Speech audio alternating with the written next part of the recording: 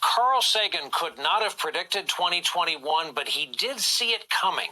He wrote the following back in 1995, and we quote, "I have a foreboding of an America in my children's or grandchildren's time when the United States is a service and information economy, when nearly all the manufacturing industries have slipped away to other countries, when awesome technological powers are in the hands of a very few, and no one representing the public interest can even grasp the issues, when the people have lost the ability to set their own agendas or knowledgeably question those in authority, when, clutching our crystals and nervously consulting our horoscopes, our critical faculties in decline, unable to distinguish between what feels good and what's true, we slide almost without noticing back into superstition and darkness.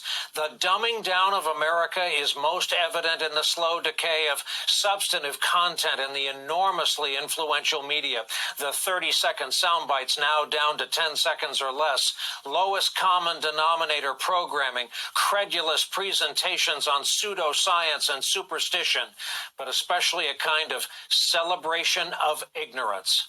Roll that around for a while. Those were among his final published words. He died 10 months later.